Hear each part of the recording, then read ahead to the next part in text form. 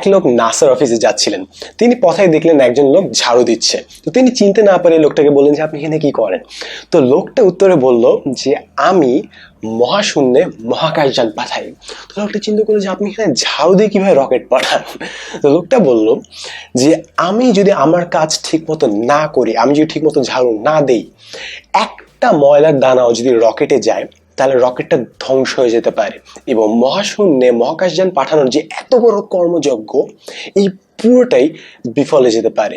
তাই এই পুরো কাজে যতজন মানুষ আছে তাদের যে কোনো অংশেই আমার কাজটি কম গুরুত্বপূর্ণ নয়।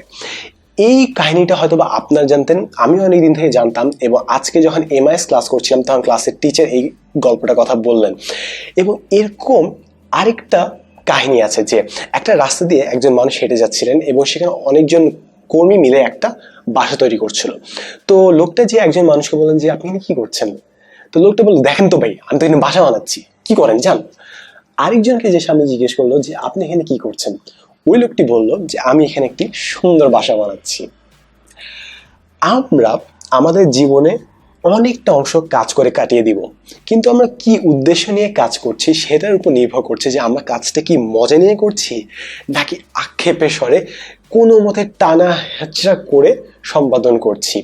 আপনি হয়তো বা এখন পড়ছেন GPA 5 পাওয়ার জন্য, আপনি হয়তো বা কোনো কাজ করছেন কোনো প্রমোশন পাওয়ার জন্য, আপনি হয়তো বা কোনো পরীক্ষায় পাশ করার চিন্তায় সারাক্ষণ পড়ে যাচ্ছেন, কিন্তু আপনি দেশের জন্য কিছু করার জন্য পড়তে পারেন, আপনি নিজের অভিভাবকদের খুশি করার জন্য পড়তে পারেন, আপনি নিজের মেধায় কাজে লাগিয়ে দেশে উন্নতি করার জন্য এই উদ্দেশ্য নিয়েও কাজ করতে পারেন, আপনি অন্যজনদেরকে শিখাবেন এই উদ্দেশ্য নিয়েও শিখতে পারেন। আপনি একই কাজ করবেন, অন্যরাও একই কাজই করবে, কিন্তু আপনি যদি আপনার উদ্দেশ্যটা পাল্টে দেন হয়তোবা আপনি আপনার কাজটিকে অসম্ভব রকমে উপভোগ করা শুরু করে দেবেন। তো এটা আপনার উপর নির্ভর করে যে আপনি নিজের কাজগুলো কিভাবে নিজের মস্তিষ্কে উপস্থাপন করেন, কারণ ওভাবেই কিন্তু আপনার পৃথিবীটা তৈরি হয়ে যাবে।